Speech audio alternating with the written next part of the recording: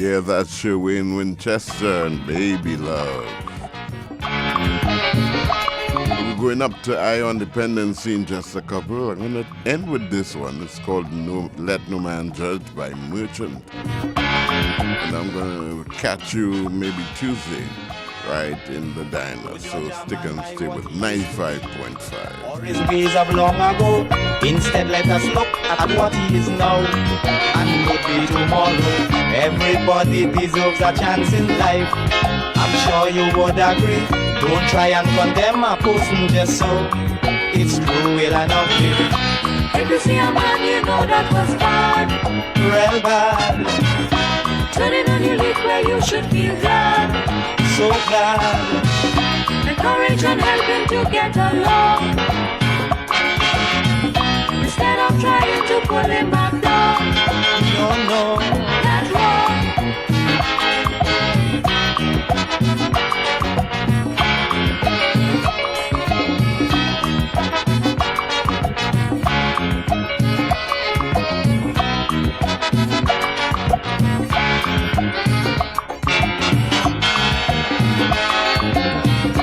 If at any time someone needs your help and you turn and walk away, in my book that is a serious offense. I don't care what you say. Don't eat, drink and laugh with me and behind the shoo in me name. Don't call me your brother man when you know you're only playing game. If you see a man, you know that was bad. Real bad. Turning on your leaf where you should feel glad. So glad. Encourage and help him to get along. Instead of trying to pull him back down. No, that's wrong. This is Caribbean Vibes.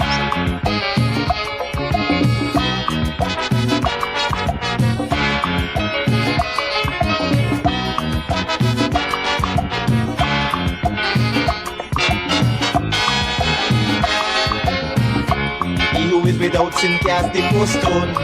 So said the master, and not one person could have raised their hand. Each one was a sinner, scandalizing somebody named just so. What will you profit? Not a single thing, is only because you like plenty gossip. If you see a man, you know that was bad. Real bad. Turning on your leaf where you should feel glad. So glad. Encourage and help him to get along. Yes, man. Instead of trying to pull him back down. No, that's wrong.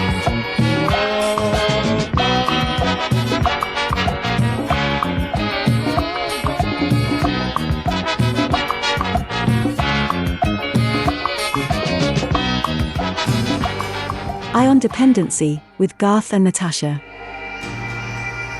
Reality radio, at its best, where every life is a biography. Sundays, at 10 a.m., and exclusively, on I-95.5 FM. And streamed live, on the Ion Dependency Facebook page, and YouTube channel.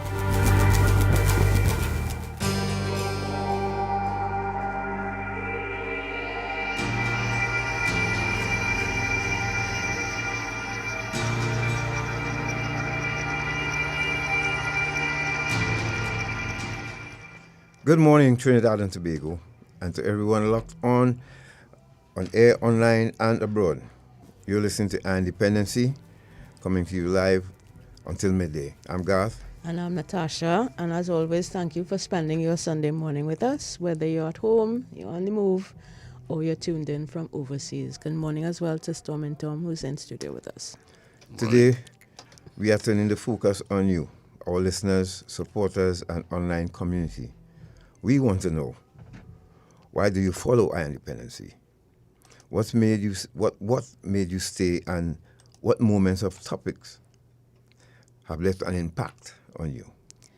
We will start the ball rolling today by sharing some of our own proud moments, campaigns, projects, on-air interviews, and the kind of work that you may have forgotten, but absolutely makes a difference. And around 10:45, we're opening up the phone lines and checking your online comments. So start thinking. We want to hear from you. What's kept you with us all this time? Now, just to add a little into that, a little Salt, seasoning. into it, for those of you who have been with us from the beginning, and remember some of your names, you know why we decided to do this, why I decided to do this, and then call Natasha and say, let's do this. Let me bring you up to date and then take you back. Listen to this. Husband and wife arrested after ketamine found outside Trin City home. Club 99 raided, Molly, ecstasy, and ketamine seized. A coordinated overnight operation in the North Central Division led to the recovery of a stolen vehicle, the arrest of 2 suspects, and the seizure of a large quantity of illicit drugs during raids in San Juan, Trin City, and QF. The exercise was conducted between 9 p.m. on Wednesday, 4th June, and 4:30 a.m. on Thursday, 5th June, 2025. It was spearheaded by ACP Singh, Senior Superintendent Pierre, coordinated by Superintendent Gift, ASP Barath, and Inspector Pierre. The team was supervised by Sergeant Thomas, Acting Corporal Mahon, and included officers from Major Crimes Unit. Now, what did they find? It was a huge operation, but let me get to the point. Officers also executed a search warrant at the residence in Millennium Park, Trin City, where PC Vitalis acted on intelligence related to dangerous drugs present at the residence were 2 people with Chinese names, Mr. and Mrs., very hard to pronounce, I'm not going to even try. But what they found in a kitchen, PC St. Clair found a white and blue cooler containing approximately 100 grams of ecstasy, 20 grams of cocaine, 50 grams of molly, and 100 grams of ketamine. Additionally, PC Vitalis discovered a brown cardboard box on the upstairs gallery containing approximately 4.45 grams of marijuana. Ladies and gentlemen, this program was started because of me and my involvement with crack cocaine getting discharged from the military. We're dedicating this program this morning to hundreds of mothers that we know of are suffering out there today, and hundreds of families watching their loved one or loved ones just grind themselves into the dust, chasing that illicit high. We dedicate this program to them because we know how you feel, and this is why Independency was started. I saw my mother on her knees crying, as so many, but back then they just had crack cocaine to worry about, and of course some of the compressed marijuana, until somebody decided to add more to it. The more we target, the more others sprung up. So now you're hearing about molly, ketamine, and don't forget crystal meth and fentanyl. And we have a short clip to play for you with that was concerned with a mother begging young people. You say, mostly adults listen to Independency, okay, but you have children, you have grandchildren, you have nieces and nephews.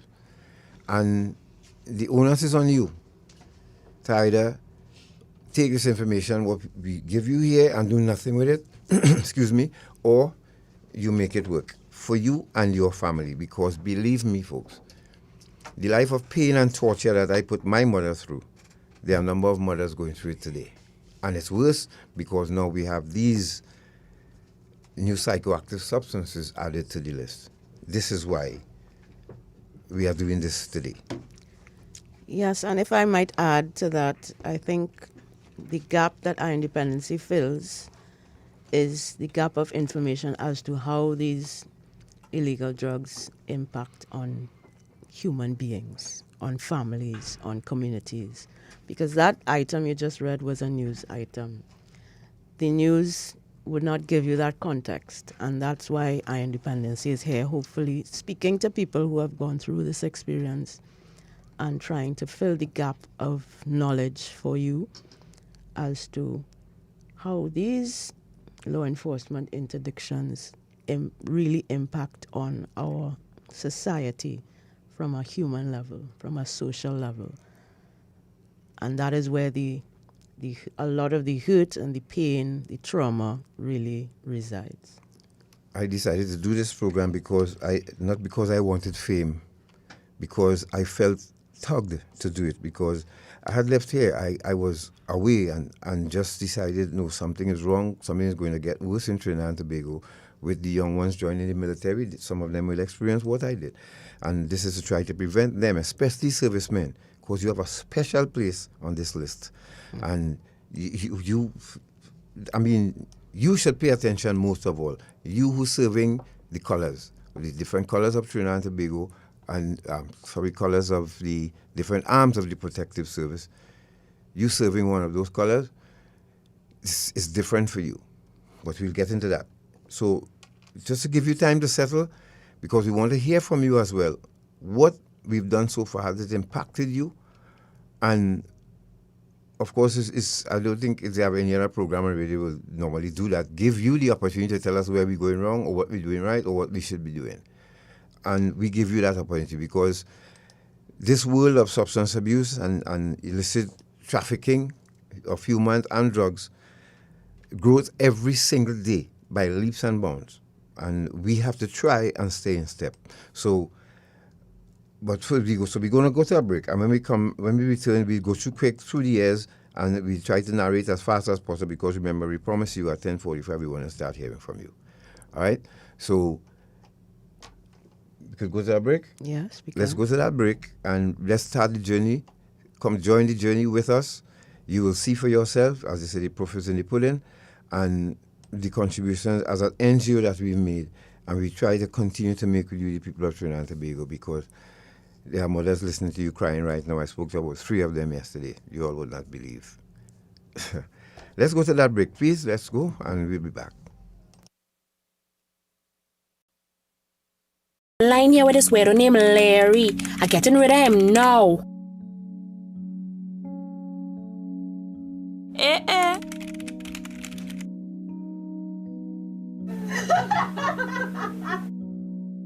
Let's take a selfie. It looking good, boy. I putting it online. Hey, I thought you say you went to the beach with your parents. Who's you? It's me, Larry, from online.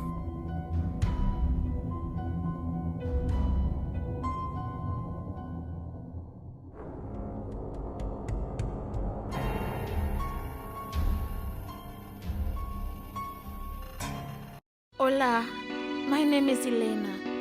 Well, it's actually not my real name.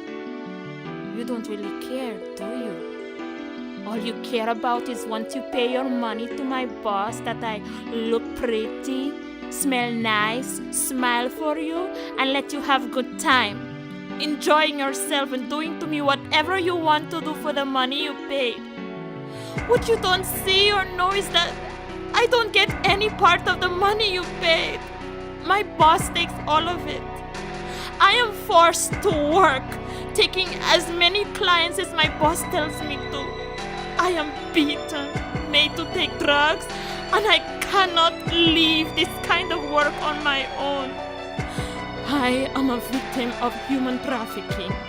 Please, por favor, help me.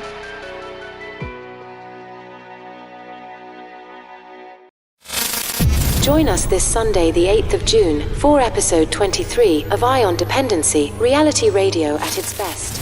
This Sunday on Eye on Dependency, we're flipping the script and putting the spotlight on you, our listeners, followers, and supporters. We want you to share how Eye on Dependency has impacted your life, offered insights, or provided support on your journey.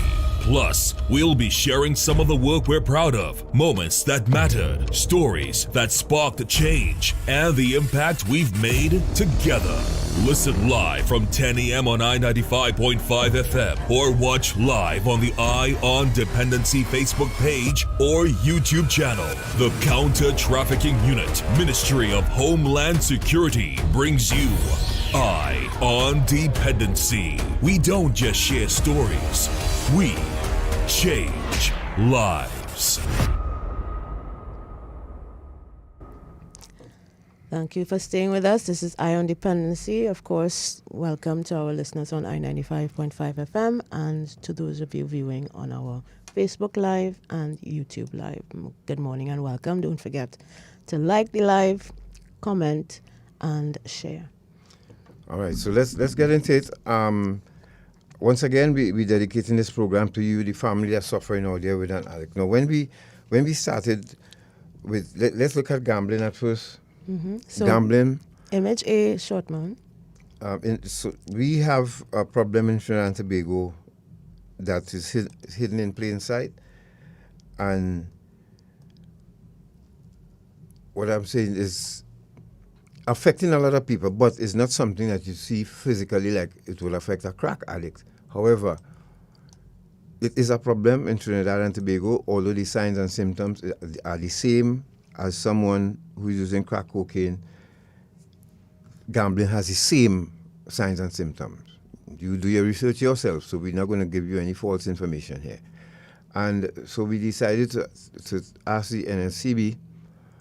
And as you would see, this was the poster. You would have seen some of these posters around for a while, but they have some persons decided they wanted to change a little focus. We don't know why, and we're just hoping that the NLCB would reconsider, because if those of you remember, we had a launch. Natasha, you want to explain to them? We did. In collaboration with the NLCB, we launched this campaign, Play Smart, Never Play All, and this was to alert persons who play NLCB games to the risks associated with addiction, because there are, as Garth mentioned, problem gambling is a thing, and there are quite a few families struggling with this disease. So we did a presentation, we launched this campaign, which was rolled out via posters which were erected at Playway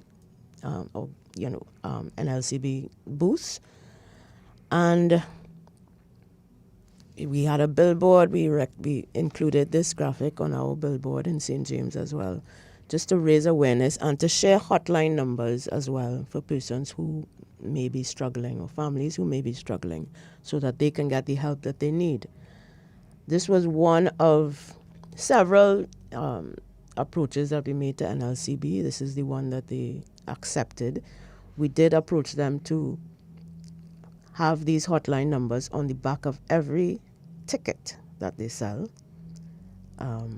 That wasn't amenable to them, I suppose. So this was our effort to raise awareness about gambling addiction and the fact that there is help for those who are problem gamblers. Yes, and we cannot forget them. It's like I said, it's a disease as well that's plaguing this country. Is just hidden in plain sight, but there are people who are problem. Not only Playway, but there are casino gambling too. Absolutely. Remember, don't forget casino yes. too. They are those, and the one-arm bandits and roulette and all of these other machines that are placed strategically across the country in bars and all of these things. They too. People get addicted to that as well. Yep. So we hope that a lot more attention would be paid. Yes, we even presented before a Joint Select Committee of Parliament on this issue. Yes. In 2022, I believe. Yeah. So we would have submitted our recommendations for how the institution that is responsible for gambling and the revenue that is earned by the state has to be regulated in some form or fashion, and has to include a provision to assist problem gamblers. And we've done this research outside of Trinidad and Tobago, folks. So what we presented to you are tried and tested measures, and we're hoping that they would I once again decide to come on board and think of you, the families, because the addict, yes, addict don't suffer by themselves. Their families do as well. Correct. Right? So I had a friend who was trying and relapsed again a couple of days ago. You know, it's a journey. It's a roller coaster ride. And this is why we urge you to even support Wayne Lee with the Bash. Now, this is a brother who I've been working on behalf of problem gamblers for decades, and alongside the Emmanuel Community and Gamblers Anonymous. You all need to call this number, 362, Natasha could put it in the 362-2550, 299-3039, and 776-0417. You call a lot too fast. I know, but you'll put it in the... yeah, but I can't, it's not fast. It's for too you, fast so, for me I'm to so write sorry. down. I'm sorry.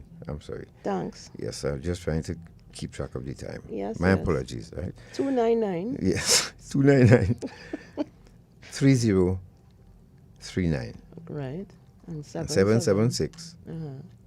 0417. All right. And Right?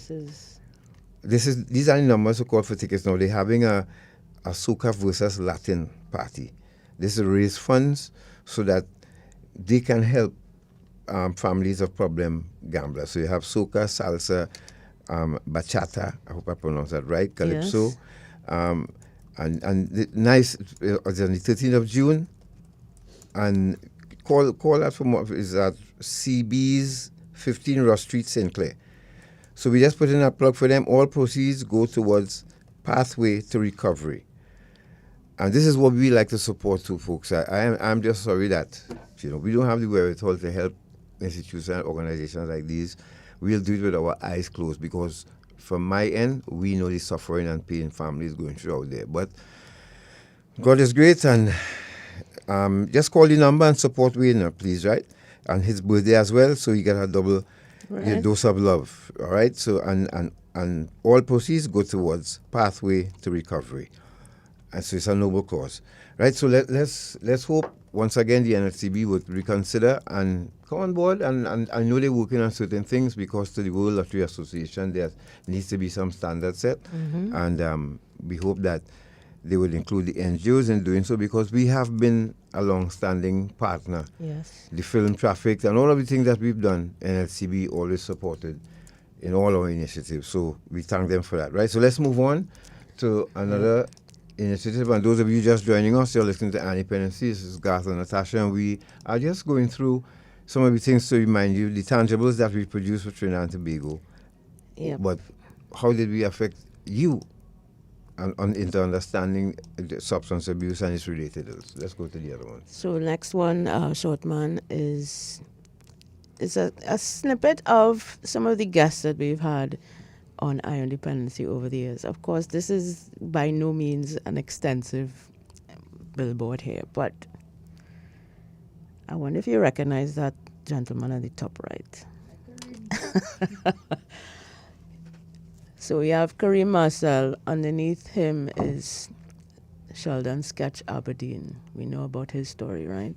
Mm-hmm. Sketch still out there struggling, folks, for those of you. He is one of them who is still struggling. Still struggling because for some addiction and sobriety really, and some of them really find it difficult to hold on to that sobriety for various reasons, but we'll try to get into that later in the program. Indeed. We also have a former U.S. ambassador, and we interviewed in studio. I think we also have our very strong partner in terms of domestic violence awareness, Kamika McCletchy. We have Dr. Jennifer Rouse. We talk about seniors and the elderly and things that affect them. Also, top left, an arranger extraordinaire.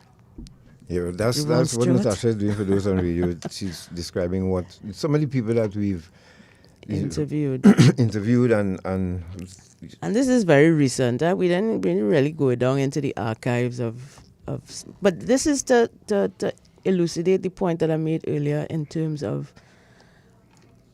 interviewing and speaking with people who not only have the power and influence to make a difference in many lives, but also those who have walked the walk, as I like to say, who have endured the struggle of addiction, who understand what it means to be in recovery, who understand what it means to relapse, who understand what it means to be a victim and a survivor. Let's go to the next slide. The next one, short man, is again some more of our interviews and. Right. So we have deceased Wayne Chance, and we've had these are some of the initiatives with Her Excellency Paula May Weeks, or RTT. For the 5 years we spent with her and the Citizen True program, it was a really wonderful time and eye-opener in a lot of ways. We've done work with a lot of young people as well, because this is what we wanted to do, to try to keep them. And so far, they've been holding their own. You see how many youth people we gave voices to, and we are thankful that we were able to do that. Absolutely. And even our work in Tobago with the Tobago Rehabilitation and Empowerment Center, TREC, that we have been long advocating for a renewal of that institution, because it is very much needed on the island of Tobago. Yeah, so we hope Tobago sooner or later. Let's step on the gas, because we don't want to, how time can run out on this radio program. Right. The next one, short man. And this we met with the mayor of St. Catherine, that's in Canada. We visited Center for Addiction and Mental Health. Remember these two guys, Gibbs and Iwatsky, Commissioner and Deputy Commissioner, Police, Trinidad and Tobago. We had one time, David Rudder, and doing some work in Tobago. These are some of the images that you're seeing. These are some of the work that we've done. And it's all in the interest of helping you, the people of Trinidad and Tobago, understand addiction. Let's go straight to the next one. Dependency 2 years, image D, E, and F. Those of you who are joining us, you're listening to Dependency, and we want to hear from you this morning, because we want to find out how much of an impact that this program has had on you, and the help, because from the phone calls we get off the air, our work really continues off the air. And as an NGO, I would like to say to some mothers who families listening this morning, we know the pain and struggle that you are going through right now. But there are certain things that must fall into place for that addict in your home to fully understand and grasp, and for you to get them the help they need. And I hate to tell you, there are some who you will have to work with longer than others. This image you're seeing here, trafficked, and Dependency 3 years again. Yeah, these are some of the screenings that we've had in the Bahamas, in London, in Los Angeles, in Toronto, in Tobago, and at our very own IMAX. Now, folks, one thing that went over the head of everyone in Trinidad and Tobago here is that film Traffic. Throw your minds back and ask yourself, which film that ever passed through Trinidad and Tobago ever assisted Trinidad and Tobago in achieving anything. The films come, and I'm not mind you, please don't go and say I'm dissing people's work. I'm not doing that. What I'm saying is I'm separating this issue here with the film Traffic. Traffic, again, was identified, those of you who didn't know and didn't remember, in the 2017 TIPS report of one of the tools that were used by the counter-trafficking unit to educate the people of Trinidad and Tobago in the prevention aspect of human trafficking education. And it was actually mentioned in the report. You could check it yourself under the subheading, I think, Prevention, 2017 TIPS report. You check it out and see what film they named. Has that ever happened to any other film in Trinidad and Tobago? Why? Because we did it for that purpose. And as citizens of Trinidad and Tobago, I am proud, Natasha, I am very proud of Natasha for helping us achieve that, and the people who insisted that we get it done. And I recall the names before, but this was done between 2014 to 2017 thereabouts, and continuing. Yeah, but when we started, it was 2012, when we started the journey with both the film and 2014. traffic, yeah. And so once again, I want to congratulate the people who believed in what we were doing and thank them for allowing us to produce this film that can still be used today as a teaching tool. It still can be. It's a film that keeps on giving. So I hope you'll remember it. And we also want to do more. We have many more stories that we can turn into film, but again, the hindrance is usually funding, right, and other kinds of support. I mean, let's be real. Trinidad, the corporate Trinidad and Tobago really, they're not interested in listening to these ideas, and they always wish you all the best in your future endeavors. So and we've experienced that many, many, many times. Correct. If Natasha will tell you, and if I am lying as deceased Wayne Chan, she say, may God strike me dead. If we had our own funding and we could afford it, we would have done all this ourselves without asking anybody for anything. That's how we think. But doing this kind of work is really, really, really stressful at times. And so you could understand what vision and mission, and the folks at vision and mission, what they have to deal because they have a bigger budget. So you could imagine and a bigger workload as well. So that's part of the journey with doing this kind of work. Indeed.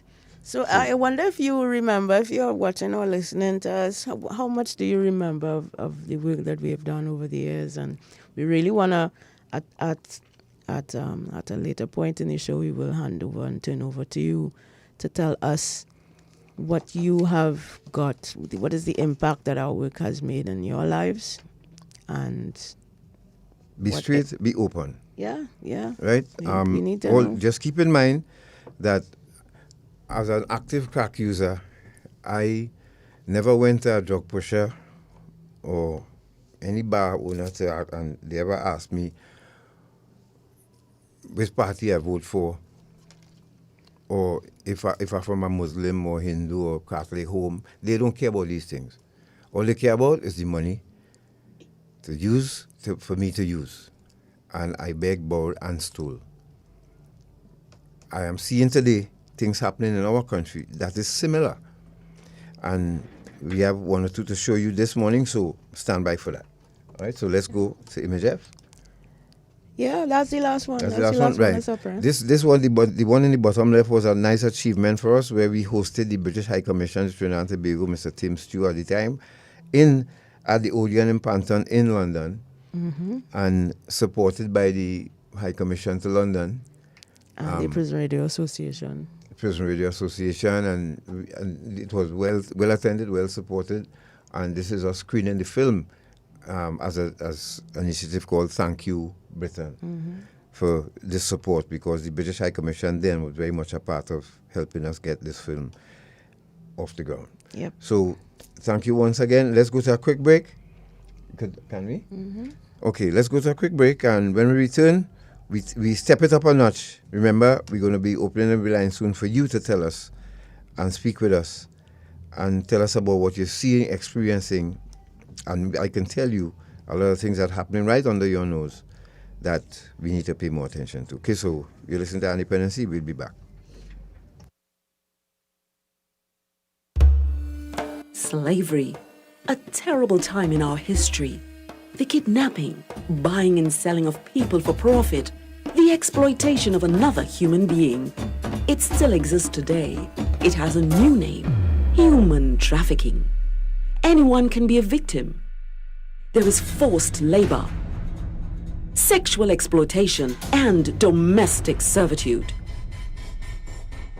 Human trafficking is a worldwide problem and an emerging concern for us here in Trinidad and Tobago. If you know of or suspect human trafficking activity, call the counter-trafficking hotline at 800-4CTU or 800-4288. Human trafficking is a crime. Identify it, report it, stop it.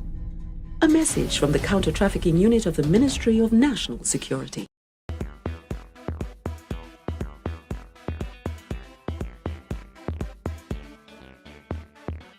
Ah, boy. Feel I'm gonna buy myself a senorita tonight. Nah. You know you might be promoting slavery. Slavery? What you talking about? Hey, modern day slavery or human trafficking is just what some of these people just do. You know some of these women were tricked to come here? Some are held against their will, abused, and even beaten. Most times the girls don't even see any of the money that is paid for them. And every night, they just have to come out looking nice and sexy for somebody like you. Human trafficking is a serious problem and a serious crime. Persons who solicit commercial sex services may be contributing to human trafficking. A message from the Counter-Trafficking Unit of the Ministry of National Security. Do you want to support our work at ION Dependency? Here are 3 ways to do so. You can make a donation to the ION Dependency account at Republic Bank. You can follow the ION Dependency page on Facebook. You can subscribe to the ION Dependency channel on YouTube. Liking, commenting, and sharing the live on a Sunday also helps. Thanks in advance for your support.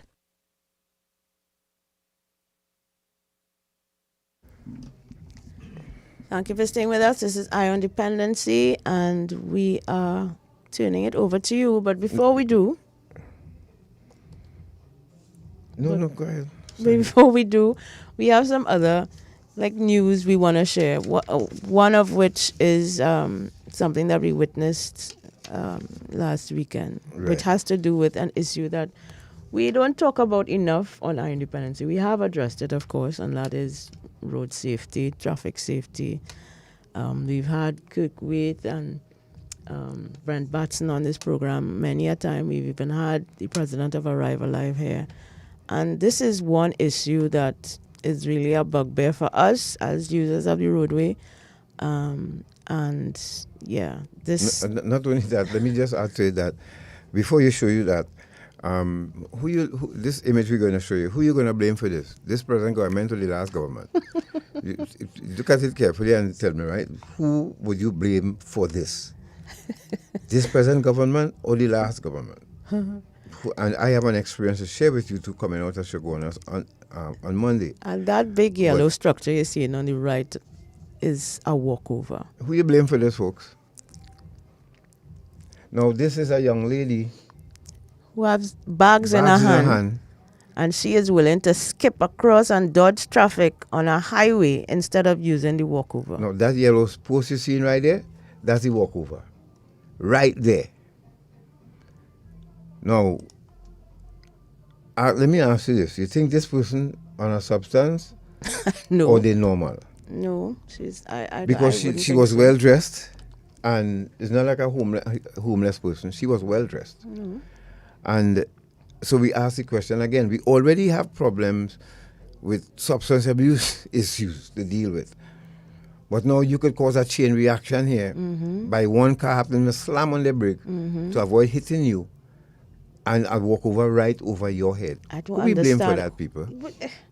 You have to blame individuals who have no regard for their own safety or the safety of others, because why would you want to cross a highway? Look at this carefully. And young lady, whoever you are, I hope, because you see, some of you may have children. Like I experienced on Wednesday. Now listen to Monday. Folks, listen to this. Heading out of Shogunas from the Montrose area. Heading, that would be west, right? Yes, west. To head to the walkover, the flyover, Shogunas flyover. Ladies and gentlemen, this affected me so much. We're talking substance abuse and it related ills here, right? We heading west about 2 traffic lights before actual Shogunas flyover. There's a taxi stand, it seems, on the left side. I have the green light. A mother and daughter decides to step out into the street because the driver on the other side calling them. Of course, he got 2 passengers, so he happy. Ladies and gentlemen, a mother and what seems to be her daughter stepped off the pavement, walked right in my path. I had to actually slam on the brakes, The young lady looked at me in crab, and I am telling the mother, I say, but ma'am, this is you just blew an opportunity to show your daughter how to behave when she's alone. The driver on the other side looked at me and said, you should have bounced them. You should have bounced them. And coiling with me. Ladies and gentlemen, you see who affecting our children? You see who's doing it? A mother and daughter, you're listening to me this morning? A mother and daughter stepped off the pavement. I have the green light heading west. I don't want no smoke. I slammed on the brakes. But it's to hear the driver threaten me. And the other driver supported him. You should have bounced them, you'd see. You should have bounced them, you'd see. You see how our children go in haywire? Because we have adults who are encouraging wrong and disgusting behavior. And people keep saying Trinidad is a lawless place. Trinidad is not a lawless place. Trinidad and Tobago have laws. Correct. We just have lawless people. Or people who don't acknowledge when they break the law. They know when everybody else doing it, but not themselves. Folks, I got so angry and was close to tears to know that a man willing to fight me, and I am right. I called Natasha one time and blew off Natasha's head and let her know what I just experienced. Because I wanted to scream. And I'm saying, this is why I agree with the government this time around, how they intend to treat with school violence, because I've seen the same adults going to schools, big women, walking up to children in uniform and challenging them to fight. Adults doing that. But this is why I kind of disagree with you on that one. What? That's why we part ways. I don't agree with the criminalization of children because we are treating symptoms and not causes. Okay. To my Back mind. up a bit, right? I wasn't speaking about the children here now. I'm speaking about the adults Okay. who are affecting the children's behavior Yes. and grooming it and tuning it. Yes. This is what I'm dealing with here. Okay. They're not criminalizing the children, the parents I'm dealing with. I saw two instances of that where a mother, I think, husband and wife, went to tackle children. Now we expect that adults will walk up to children and say, let's talk. And let's solve this in a different way. No, madam, leave the road and go on and chuck your hand in the child's face. And then, well, you chuck an ant's nest. Because the husband, now, poor guy, tried to pull her away. Instead of that, he got some serious body music too. All these perpetrated by adults. And mother and daughter, whoever you all are, that happened to on Monday, and you, Mr. Driver, I'm sorry, this is part of the problem of Trinidad and Tobago. I am not a perfect person. I was in prison for 6 months. I used crack cocaine. I stole from everything, and I took everything that I could to satisfy my habits. So I am not perfect. But I've been through the war. I survived the war, and I came back to tell you all that just like you, the drug pushers preparing for our children too. And what you doing, adding to it, making it worse. Here the kind of drugs police found, ketamine, ecstasy, that have homes in turmoil right now. So, Natasha, this is what I'm talking about. The adults in this country and this image, put back up the image one more time, short man, speaks to it. I agree. This is what adults doing and this is what children are following. So that mother, every time your daughter not with you, she feels she could walk across a green light. But here what the strange thing is, when we go Canada and America and the UK, how come we know what traffic lights are then?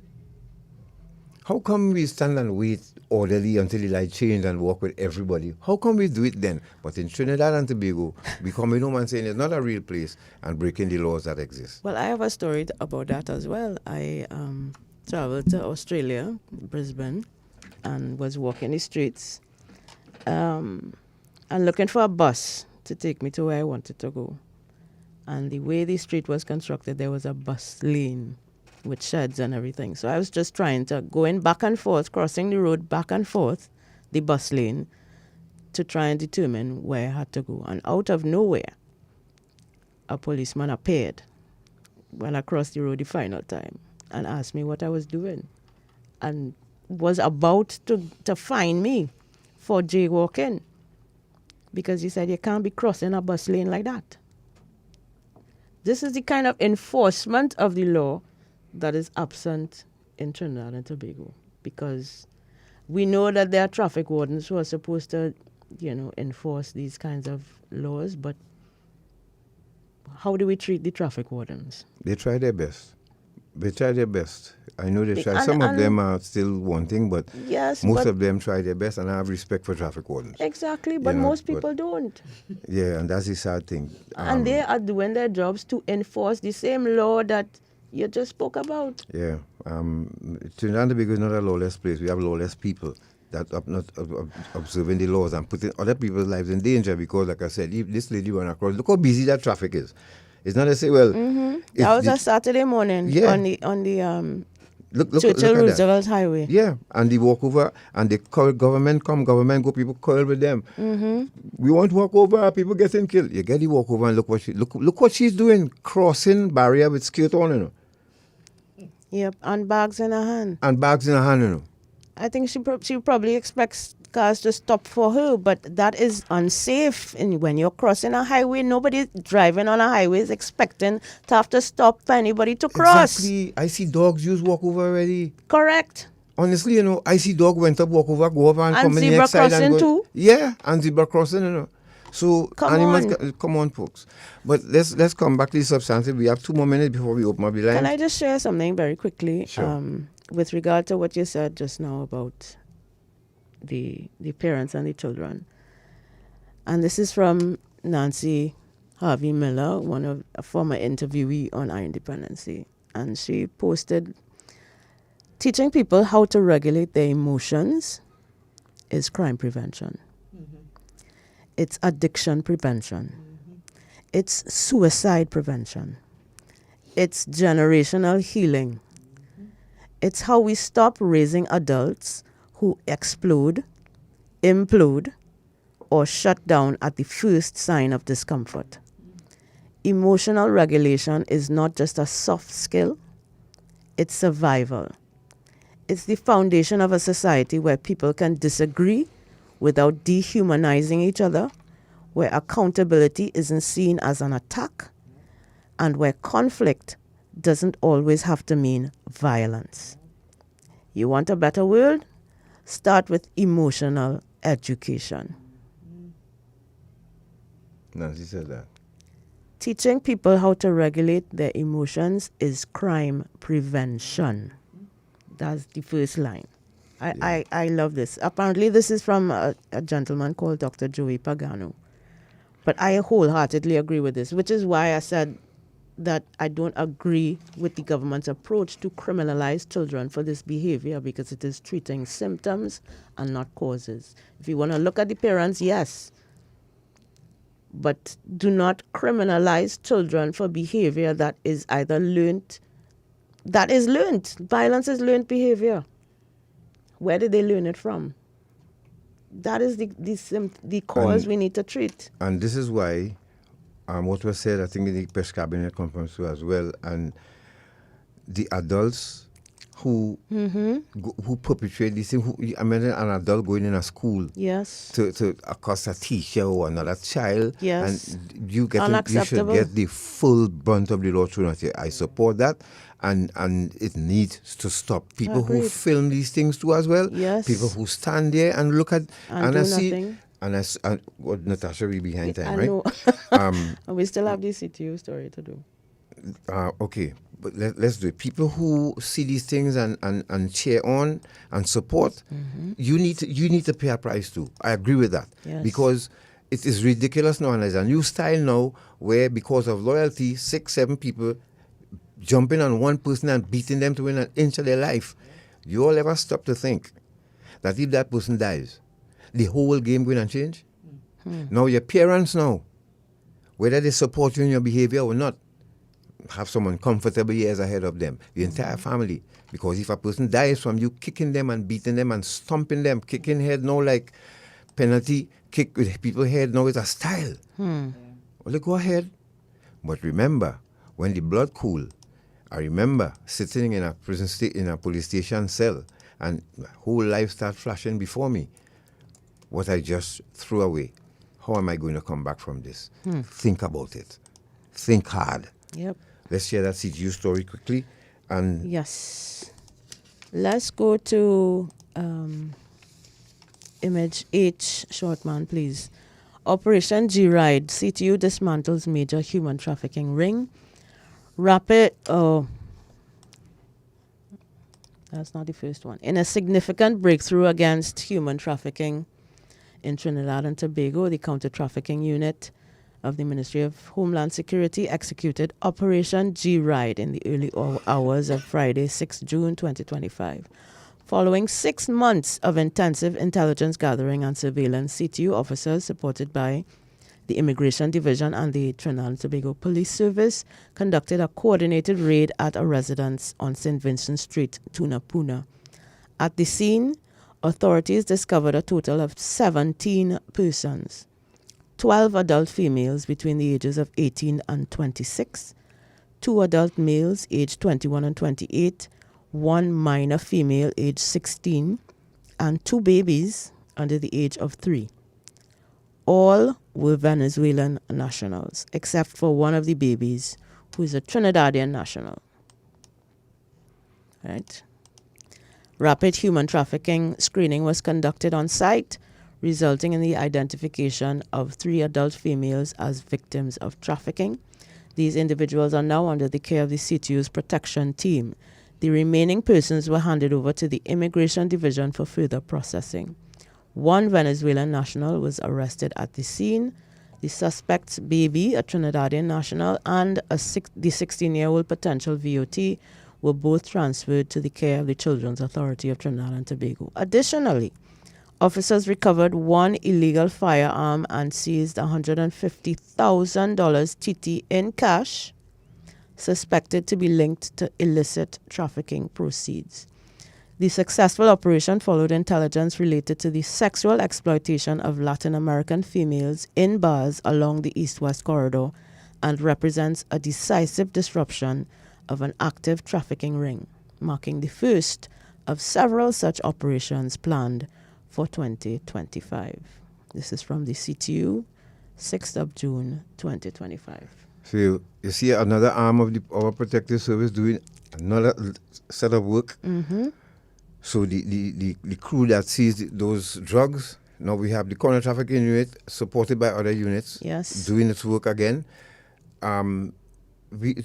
It's happening right in plain sight, folks. And remember, to the people who would frequent these spots, yes, and yes, you spend money on this same activity, adults who go there to be with minors. You're contributing to human trafficking too, right? So every time you hear any ministry falls under, when you hear Homeland Security or Defense or even Justice use the term human trafficking, it means you. Correct. It means you, the supporter of it, right? Yes. The people who doing this, I don't know why they decide to do it. That's for law enforcement to find out. Our job is to take care of those who fell out because of this these activities. The victims of trafficking. And to the mothers out there again, remember, I didn't just stop using cocaine just like that. Remember that. All right? I was discharged. I went home. Went to rehab. I returned to society, relapsed, went back to rehab, became an instructor, relapsed, came back out, went back in. And it's when I ended up in prison. That is what woke me up. That was my nuclear blast, as we say. So, but let's go quickly to a video. I'm sure you have, if you didn't see it, the video of someone snatching a chain from a man on Shadow Street. I have an explanation. Man steals van. I didn't quite understand that video. You'll explain He opened the van, and that's what I did when I was using cocaine. He stole something from the van? Yeah. Oh. And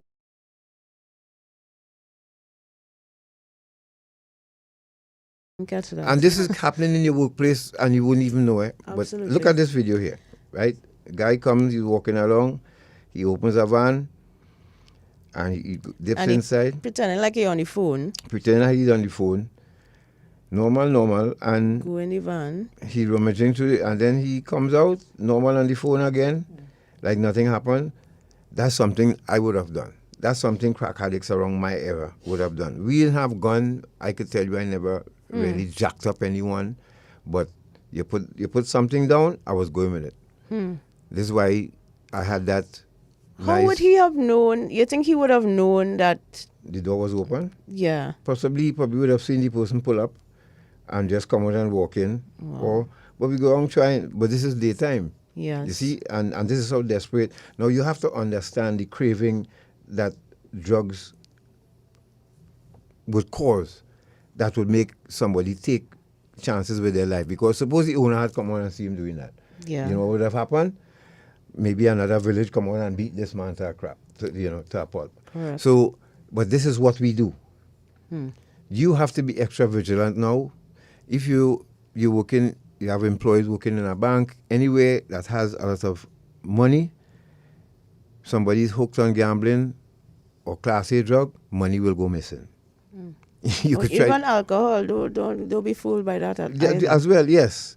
You're working, tools will go missing, kit will go missing. Once a person, because the craving is so intense.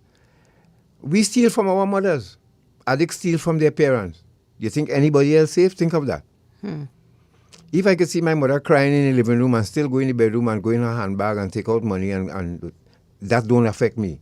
You think as a stranger or a so-called friend, it would affect me stealing from? No, it wouldn't. I will steal from you in a heartbeat. And if it be in the same location, I'll help you look for it too. Right, so this is the activity that. Let's go to the other video, man's.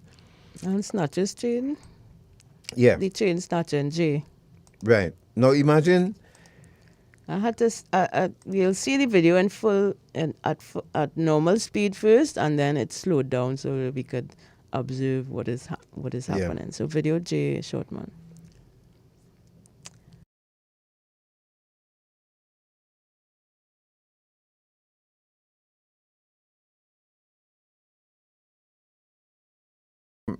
Made any sense to you? If we have made an impact on your life, some of the things we have not even scratched the surface, really, of some of the things that we've done. But you've been following us, and one thing we really proud of is that film trafficked the radio station at the maximum security prison, which happened under the Ministry of Justice back then. Ironic, and we so happy to see the Ministry of Justice back. That it was the first tangible produced for the Ministry of Justice back then, between 2010 and 2015. Right, so what you see now, for those of you, imagine, look at this person. We have zombies walking around us. Look how easy he does that. Walk up to the man, snatch the chain off his neck, and runs away with it. Where do you think he's going to do that? To open a jewelry store? He's going by the nearest person to pawn that. Yep. Or, no, you all ask, how do I know that? We don't. This is why we have been asking that when people like this are arrested, you test their blood immediately, or their urine, and find out if anything, drove that. Yep. If you have somebody, a police officer, sold a weapon, it's two things. Either he's addicted to a substance or activity that's causing him to live beyond his means, or solely or anybody. Or he's a natural thief. How do we know? We have to start testing. That is how we separate the sheep from the goat. Correct. Because if they had done that back in my time, a lot of sailors and soldiers' lives would have been saved, our careers would have been saved. If they had thought about that, then they didn't. They left us to the wolves, and we had to fend for ourselves. I'm one of them who made it back. A lot didn't. A lot. So, and finally, before we take your calls, let's go to video L. Now, Natasha? Yeah, this is an explanation from a former police officer. This would be how much? Short man, hold on. Sorry about that. Yes. Yeah, this video is a former police officer explaining what damage fentanyl can do as compared to other drugs. Right. So when you start it over and listen carefully, folks. Listen carefully, please. All right? Listen. This would be how much cocaine somebody would have to ingest to kill them. This is the approximate number of prescription pills one would have to ingest to kill them. This is the amount of heroin the average person would have to ingest to kill them. On radio, the officer is showing different quantities of the drugs. Fentanyl? No. You're going to have to bring that camera up here real close to see it. What is showing? This much fentanyl would kill you and I if we split it. Is the size of half. They put of a fentanyl in eraser cocaine. from your pens. They put fentanyl in heroin. They put fentanyl, as we already know and talked about, in the 2 grains counterfeit of pills. rice together. It's odorless, it's tasteless, you don't know it's there. Listen again. And when you find out it's there, it's too late. You won't even know it. You'll be dead. 2,500 people would be killed by that amount of fentanyl. Does that sound like a drug to you? Does that sound more like a poison? I was a police officer for 31 years, and during my time in narcotics, I'd never heard of fentanyl. In homicide, I saw many, many tragic things. I saw people that were killed by shootings, stabbings, beatings. Nothing that I saw at that particular time would have ever prepared me. This would be how much cocaine somebody would have to ingest to kill them. Again, this is the approximate number of prescription pills one would have to ingest. Heard that word bandied about over and over and over. You think we have that here or not? Why is it that 15, 16, 18-year-old taking their first hit and ending up in St. Anne's and have their parents under duress, have their families under duress? How many of them? How many people died, as a matter of fact, from drug overdoses in Trinidad and Tobago? You cannot tell me that since drugs are around, we have had not one person dying from an overdose. Are our EMS officials, whether private or state, are they equipped with naloxone or the other one, Narcan? Are they? If they call to our house and somebody is going through an overdose, and which we know happens in certain parts of Trinidad and Tobago, right? Yep. Are they equipped with that? This is how deep we have to go now, folks. This is the battle. These are the ammunition we need now to fight this battle. Listen to this mother. Let's go to M. Listen to this mother, what she has to say to you, to mothers and parents. Please, talk to your kids about fentanyl. Please talk to your kids about the dangers of partying. And that they can't do it. That they can't do it. Just keep doing it, keep telling them, so that you don't have to wear your kid around your neck in the mornings. Be annoying because you don't want this. You don't want this. Protect your babies. You heard that? You heard it, people. Take us seriously or not, like us or not, it don't matter, you know. I have reached the point where I think I made the right decision. Sometimes I question it. But I think I made the right decision by calling Natasha from Brooklyn, from Flatbush, saying to her, we need to do something. I'm coming home. And that was it. And Dependency was born. Did it make any sense to you? Did you learn anything especially about trafficking? And when as I said, when I started then, it was just a handful of, now we need more hands, more fingers to count. I don't know. I hope we did. But to you struggling out there, if your son or daughter or relative still in denial about their addiction, there is nothing we can do, there's nothing you can do. There must be an admittance. I have a problem and I need help. No rehab center will take them if they are unwilling to do so. They don't force anyone. Now, There are people who came out of rehab for the last 2 or 3 months. You as a parent need to know that if it's the 10th time out of rehab, anytime they go to and they start from day one again. And if a person is in recovery for 2 months, you cannot give them $1,000 and expect them to do good with it. You cannot give them $500 and expect them to do good with it. Stop doing it. Stop enabling your addict.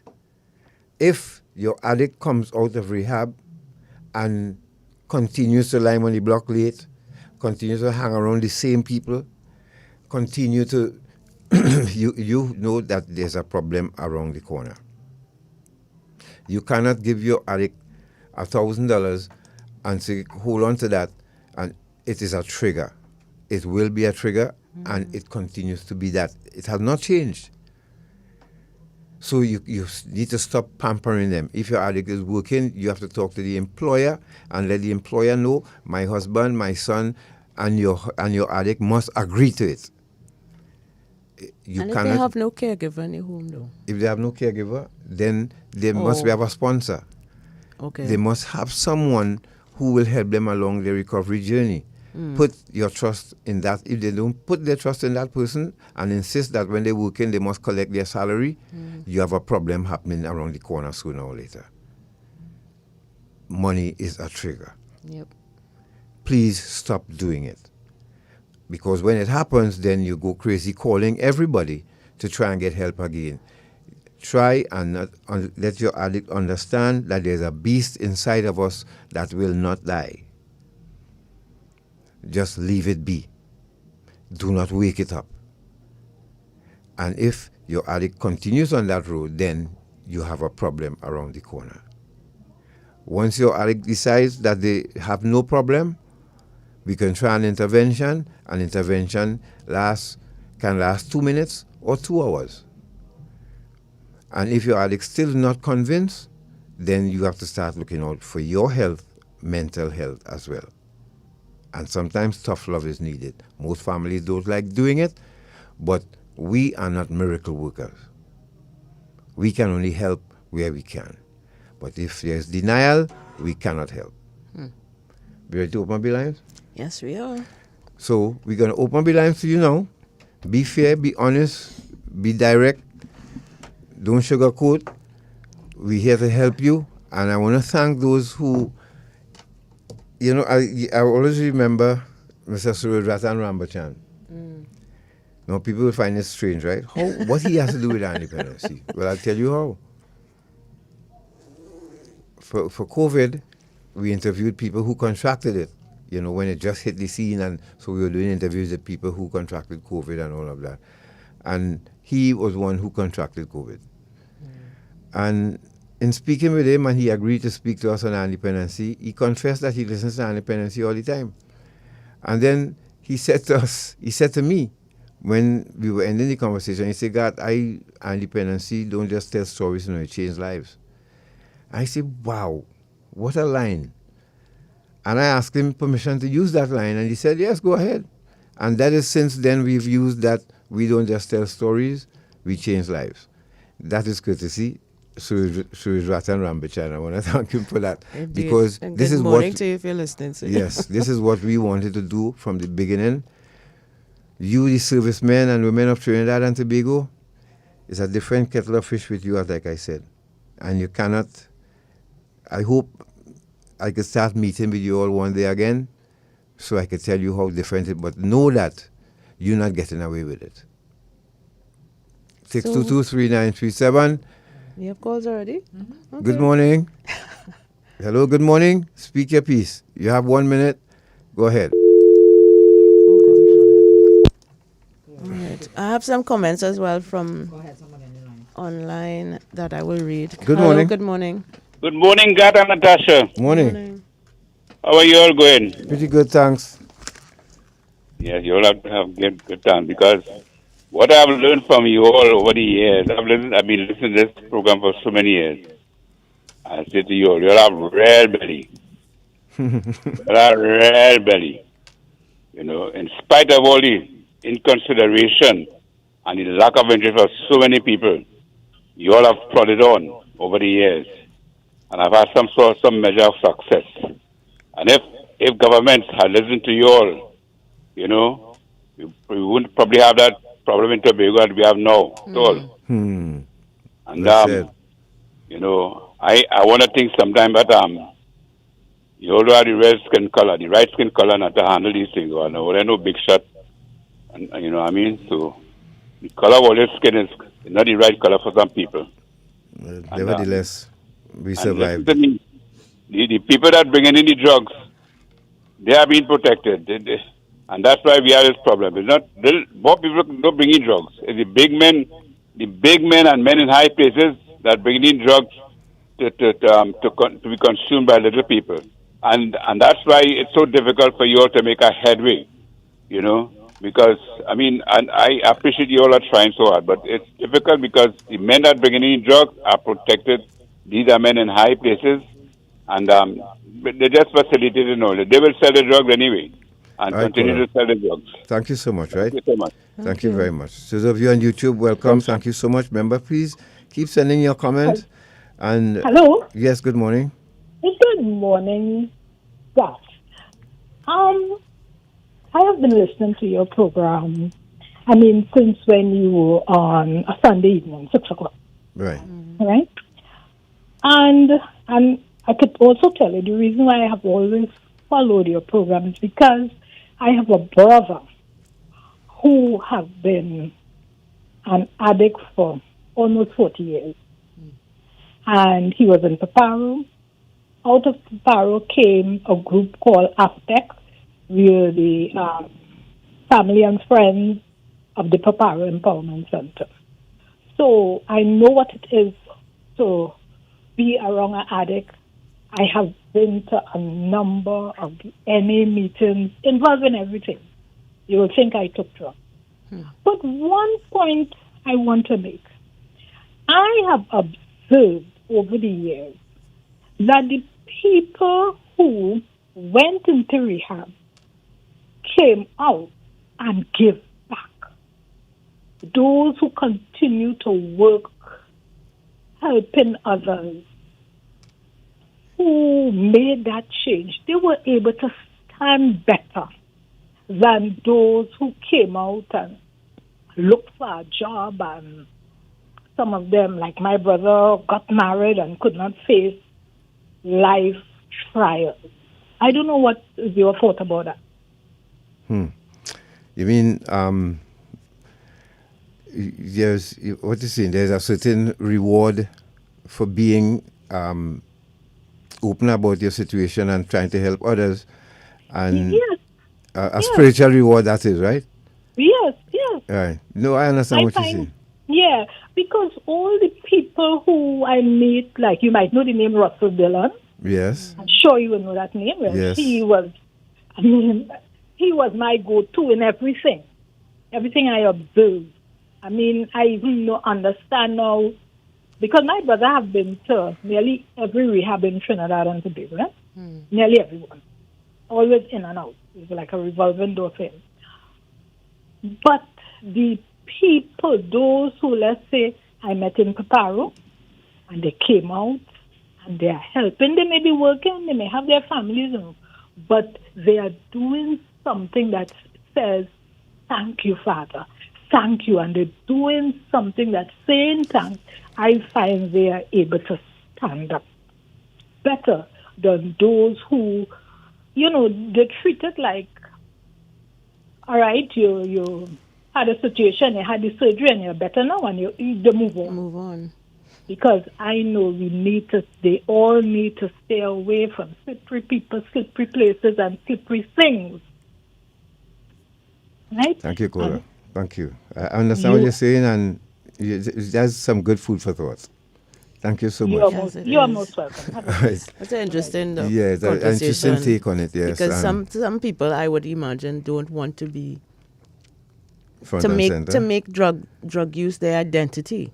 Yeah, some people run from it, and that was me. I'm not involved in that again. Correct. But there are those who give back in rehab facilities, especially. This is why it hurt us so much when Paparu was shut down. Yes, because we had former people in recovery working there now giving back. And they were just taken away from it, and we don't know what's happening with them today. I don't know where Michael Ford is. If somebody could tell us where Michael Ford is now, well, we'd appreciate that. We could go back to the line. 6223937. Tell us, what do you think about independency? Should we continue? Are you learning anything from us at all?